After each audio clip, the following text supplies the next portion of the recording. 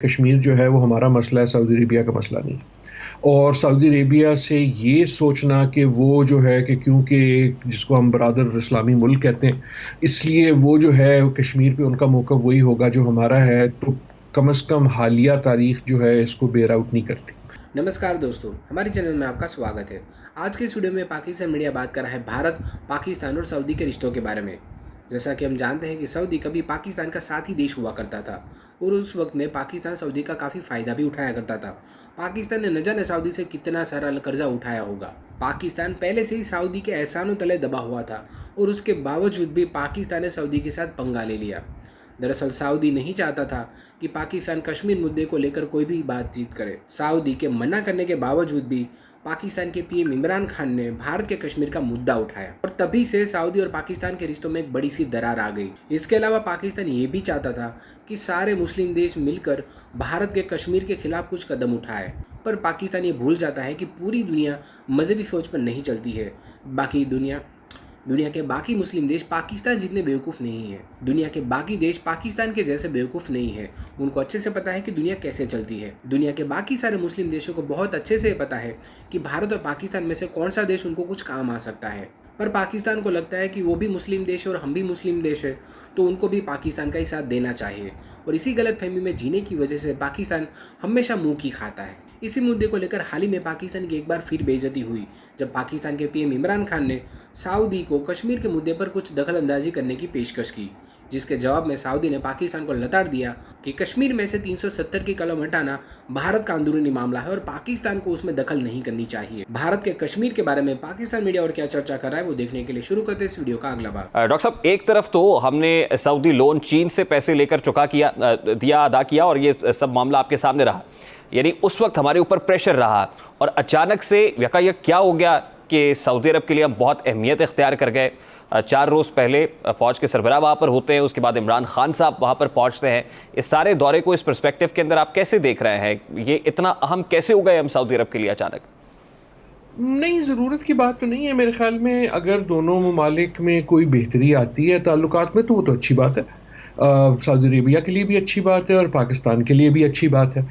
ये सोचना कि ये जो इस किस्म के मसाइल हैं वो विम पे होते हैं और एकदम कोई ख़्याल आता है और कहते हैं अच्छा पैसे बंद कर दो, फिर कोई ख़्याल आता है पैसे शुरू कर दो, ऐसा मेरे ख़्याल में होता नहीं है। सो आई थिंक कि खुशाइंद है, लेकिन इससे ये समझ लेना कि जनाब कोई बहुत बड़ी तब्दीली आ गई है। तब्दीलियाँ एक मुलाकात से नहीं आती।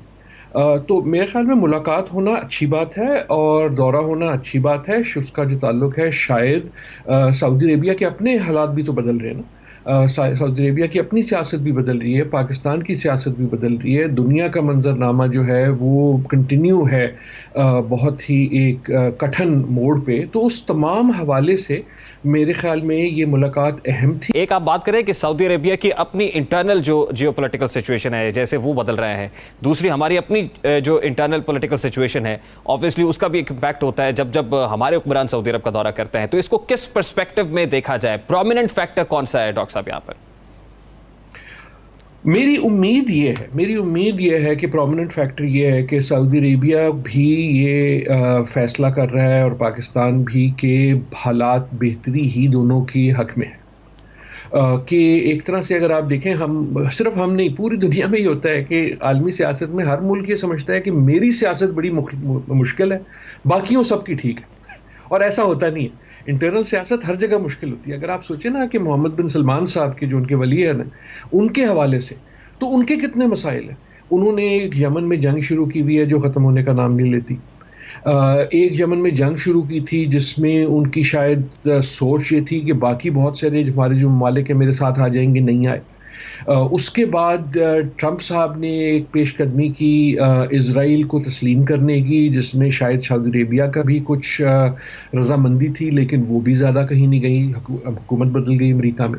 उन्होंने एक तरह से एक कशीदगी है ईरान के साथ जो जारी है, जो उनके लिए भी भारी है। डॉक्टर साहब देखें ना, इसके मल्टीपल ऑब्जेक्टिव्स हैं, मल्टीपल हैं। फैक्टर्स हैं जिसका आप जिक्र कर रहे हैं। मतलब ईरान और सऊदी अरब के दरमियान जो टेंशन रही, लेकिन उसमें भी अब बर्फ पिघलती हुई दिखाई दे रही है।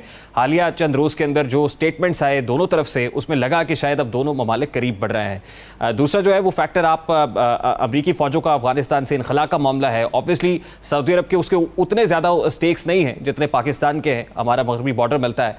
तीसरा फैक्टर जो है वो हमारा कश्मीर का फैक्टर है।